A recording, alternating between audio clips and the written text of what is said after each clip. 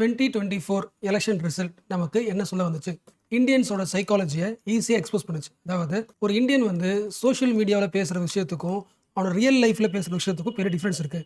Social மீடியாவில் nationalism, national identity, national pride, national security அப்படின்னு national சம்மந்தப்பட்டது நிறைய டிஸ்கஸ் பண்ணியிருந்தாலும் ரியல் லைஃப்னு வரும்போது, அதாவது டே டு டே லைஃப் வரும்போது அவங்க அதிகமாக ஃபோக்கஸ் பண்ணுறது வந்து அன்எம்ப்ளாய்மெண்ட்டும் ப்ரைஸும் தான். அதாவது எனக்கு வேலை கிடைக்குமா, ரியல் லைஃப்பில் அதிகமாக டிஸ்கஸ் பண்ணுறது யோசிக்கிறது எனக்கு வேலை கிடைக்குமா, நல்ல வேலை கிடைக்குமா, நல்ல சம்பளம் கிடைக்குமா, அந்த சம்பளத்தை வச்சுக்கிட்டு வீட்டுக்கு தேவையான எல்லா பொருளும் வாங்கிட முடியுமா, இல்லை லாஸ்ட் 5 இயர்ஸை விட இந்த வருஷம் இந்த 5 இயர்ஸில் பொருள் விலை அதிகமாகிடுச்சா அப்படின்னு அனலைஸ் பண்ணுறால.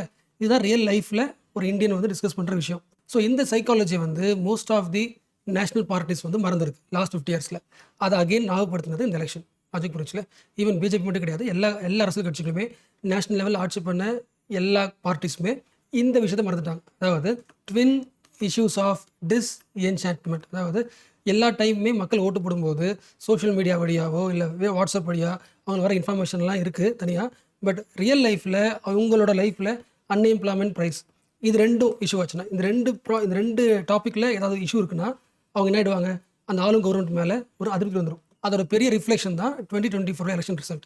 லாஸ்ட் 10 இயர்ஸில் பிஜேபியோட ஆட்சியில் வந்து nationalism, national security, national pride throughout the globe வந்து இந்தியாவுக்கு ஒரு பிளேஸு இது எல்லாமே இருந்தாலும் கூட ஒரு வில்லேஜில் வாடுற ஒரு ஹவுஸ் ஹோல்டு அவன் என்ன யோசிக்கிறாங்கன்னா, எனக்கு வந்து வேலை இப்படி இருக்குது, ப்ரைஸ் வந்து அதிகமாக இருக்குது, ஸோ நான் கவர்மெண்ட் மாற்ற போகிறேன். ஸோ ஹிந்துத்துவா வெர்சஸ் ஃபுட்டு அப்படின்னு வந்துச்சுன்னா இந்தியன் சூஸ் பண்ணுறது ஃபுட்டு தான். ஸோ நீ ஹிந்துத்துவா நேஷனலிசத்துக்காக நீ எவ்வளோ போராடினாலும், ஃபார் எக்ஸாம்பிள் ராமர் கோயிலை கட்டினாலும், ராம் மந்திர் எங்கே கோயில் கட்டினாங்க, உத்தரப்பிரதேஷா. அந்த ஊரில் இருக்கிற மக்களுமே எதை யோசிப்பாங்கன்னா, என்னால் நிறைய பொருள் வாங்க முடியல, பொருள் விலை அதிகமாக இருக்குது அப்படின்னா நான் உன்னோட கவர்மெண்ட்டை மாற்றிடுவேன். அதான் நடந்திருக்கு. உத்தரப்பிரதேஷில் ராம் மந்திர் கட்டியும் பிஜேபி அங்கே தோத்துருச்சு. ஈவன் அயோத்தியா இருக்கிற அந்த ஃபைசாபாத் தொகுதி இருக்குல்ல, அந்த ஃபைசாபாத் தொகுதியில் கூட, அதாவது அயோத்தியா அந்த கோயில் கட்டின அந்த ஃபைசாபாத் தொகுதியில் கூட பிஜேபியோட அந்த கேண்டிடேட் ஜெயிக்கல. ஸோ அகெயின் என்ன ப்ரூவ் பண்ணுது, economic issue is the real issue of an Indian.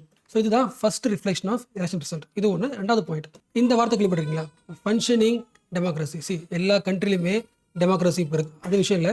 அந்த டெமோக்ரஸி வந்து ஃபங்க்ஷனிங்காக இருக்கா. ஸோ எந்த கண்ட்ரியில் இந்த டெமோக்ரஸி ஸ்ட்ராங்காக ஃபங்க்ஷன் ஆகும், எந்த கண்ட்ரியில் வந்து ரூலிங் பார்ட்டி செம ஸ்ட்ராங்காக இருக்கணும், at the same time opposition பார்ட்டியும் ஸ்ட்ராங்காக இருந்துச்சுன்னா, ரெண்டு பார்ட்டியும் செம ஸ்ட்ராங்காக இருந்துச்சுன்னா அந்த ஊரில் தான் டெமோக்ரஸி சூப்பராக ஃபங்க்ஷன் ஆகும். ஸோ இதை உருவாக்குன election 2024 election. Meaning புரிச்சா?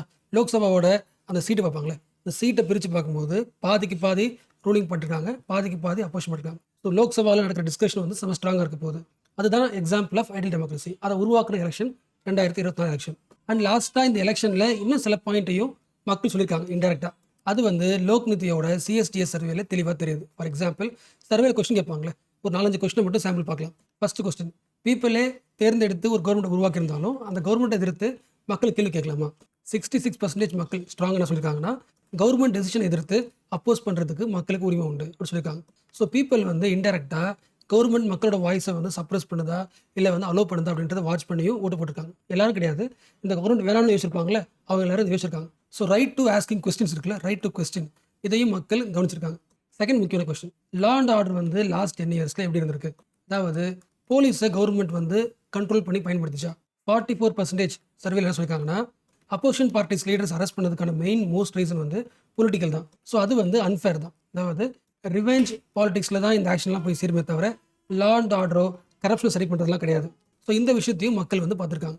Last point, court versus government. இந்த ரெண்டு பக்கத்தில் யார் பக்கம் நிற்கிறீங்க கேட்டால் கோர்ட் பக்கம் தான் நிற்கிறாங்க. அதாவது கவர்மெண்ட் ஒரு ஆக்ஷன் வந்து டிஸ்கிரிப்ஷனரே பண்ணுச்சுன்னா அதை கண்ட்ரோல் பண்ண வேண்டிய முக்கியமான ஆள் யாருன்னா கோர்ட் தான்றதை அக்செப்ட் பண்ணியிருக்காங்க. ஸோ பீப்புள் வந்து கான்ஸ்டியூஷன் சொல்லப்பட்ட பாயிண்ட்ஸை வந்து அக்செப்ட் பண்ணியிருக்காங்க. ஸோ இந்த பாயிண்ட் தான் ஆர்டிகல் கொடுத்துருக்காங்க. 18வது லோக்சபா உருவானது வந்து ஒரு ஐடியல் டெமோக்ரஸி.